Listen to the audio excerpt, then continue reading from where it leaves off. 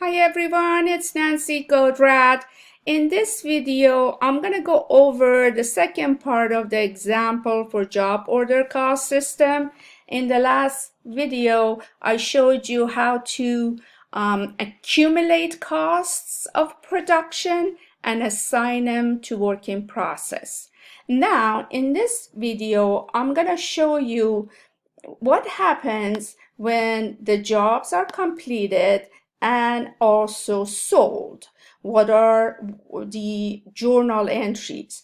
We need to take the amount of the cost of the jobs that we have finished, take them out of work in process and put them in finished goods inventory. So let's read the data. It says the patios for customers Roger, Stevens, and Linton were completed during June and were sold for a total of $18,900 cash.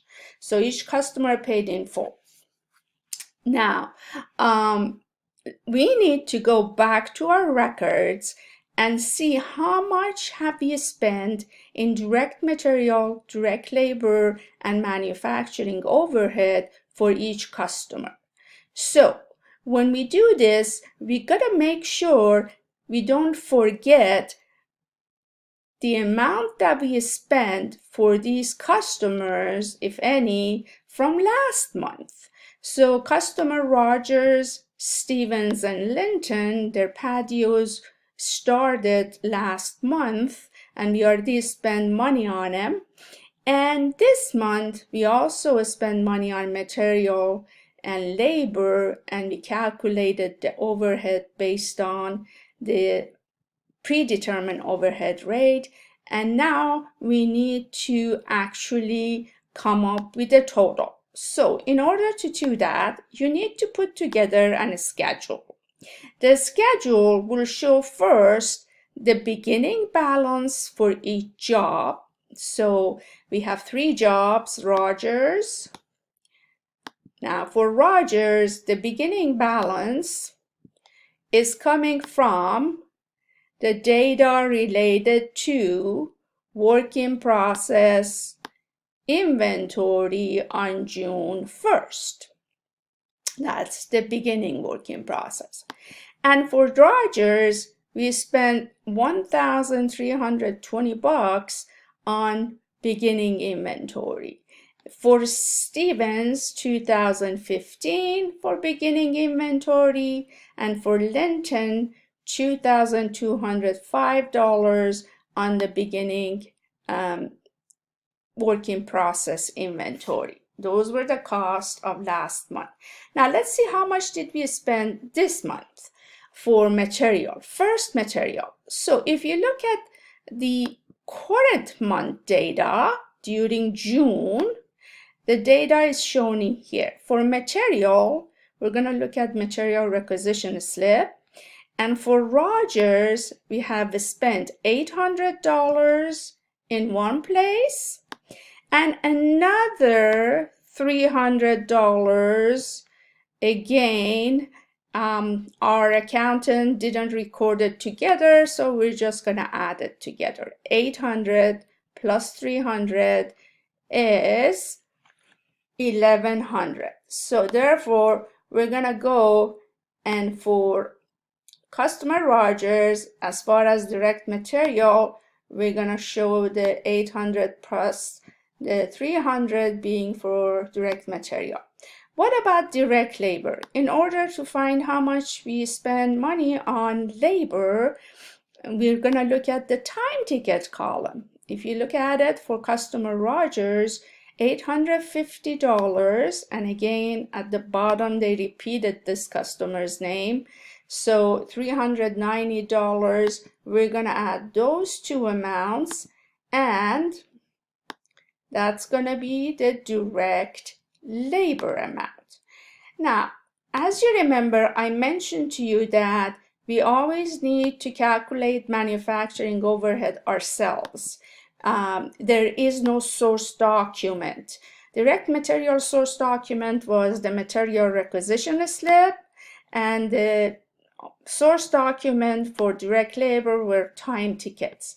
Manufacturing overhead, we're going to take a predetermined overhead rate that was given to us, $1.25, and we multiply it by an activity base, meaning that they decided in this company that each hour of direct labor cost is also costing them manufacturing overhead. So we're going to take the 850 plus 390 and we multiply it by $1.25, and that's the manufacturing overhead for customer Rogers. And if we add up the beginning balance to the direct material, to the direct labor and manufacturing overhead, this is the cost of the job for Rogers patio. So it cost us $5,210. Now the company has to decide how much markup they're going to add to it based on how much profit they want, and then sell it to the customer. We do exactly the same process for the other customers, meaning that you always start with how much you spent at the beginning of the month. For customer Stevens, we spent 2015, and so it's sitting in here. And then you go to the month itself. Customer Stevens, we spent 500 in material, so it's only showing up in one place, unlike Rogers, which makes sense. This is the 500 for materials, and we spend $360 for labor. So we're going to put the $360 for labor here. And for overhead, what are we going to do? We're going to take the $360 times $1.25. So if I want to show you for future how I got that number, I should come down in here and say I multiplied the 450 times $1.25, and that's how I got the 360 times 360 was the direct labor. 360 times $1.25, this was the direct labor, gives me the manufacturing overhead of 450. So 360 was direct labor, and the $1.25 was the manufacturing overhead rate given to us, and then the result is your $450 overhead for this customer. Okay, once you add up all the cost for customer Stevens, we have spent $3,325 for the patio for customer Stevens. We do the same exact concept for Linton. So beginning balance $2,205, and then Linton we spent $1,300 for materials and $1,200 for labor. So $1,300 for materials, $1,200 for labor, and once you take the $1,200 and multiply it by the $1.25,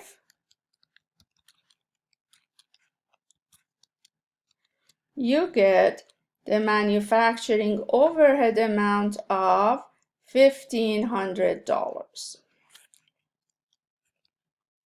That's how we got to the 1,500 in here. Okay, so now we know, since all these three jobs were completed, all three of them were completed, we're gonna add up their cost. And when you add up the $5,210 plus the $3,325 plus the $6,205, you're gonna get the total cost of $14,740. Now, we need to use this $14,740 amount and put it into finished goods. So finished goods inventory, which is another asset, now shows the products that are finished, the patios that are finished, and therefore we're going to take it out of the work in process inventory because they left that stage of production. They're not work in process anymore. They are finished goods. And eventually, if you remember, the company sold the jobs for a total of $18,900 and they received cash. So therefore, cash is debited for the $18,900, sales revenue credited for $18,900. And now, since the finished good is gone, we're going to credit the finished goods for the $14,740. But now we're going to call the resources that were used to generate revenue cost of goods sold, which is an expense. So these two journal entries are prepared every time there is a sale happens because the company is under perpetual inventory system. And perpetual inventory system, as we learned in financial accounting, updates inventory every time we purchase inventory, every time we sell inventory. So the second journal entry here, debiting cost of goods sold, crediting finished goods, is updating the inventory. It's gone. And the first one shows how much we made money as far as revenue from selling the product. Okay, guys, part B of this problem is asking us to, if I can move it, there is a part B to this problem. Finally moved down, which says post the entries to work in process inventory and then reconcile the balance in work in process inventory with the cost of jobs that are not finished, unfinished jobs. So if you remember from accounting from your financial accounting, in order to post, you need to create a T account for work in process inventory. Then you go back and any journal entry that affected work in process, you're going to transfer the amount to the T account. Of course, we always start with the beginning balance. Remember, the beginning balance as of June 1st was $5,540. Where did we get that? This is coming from the $5,540. And then during the month, if you look at the journal entry assigning raw material inventory, we spent $4,900 on direct material. This is your $4,900 on direct material. We spent $3,600 on direct labor, which comes from this journal entry, and $4,500 for overhead. So therefore, those are the debits to your account. The credit is from this journal entry. When we finished the patios, we took it out of work in process and put it into finished goods. So debits in an asset are positive, they increasing the asset, credit reducing the asset. Therefore, the ending balance is $3,800, which match to the job that hasn't been finished. If you look at job costs that we started this month, if you go back, you will see that we spent for costs this month $2,000 material, $800 labor, and once you take that $800 and multiply it by $1.25, that's your manufacturing overhead. So we proved work in process inventory, and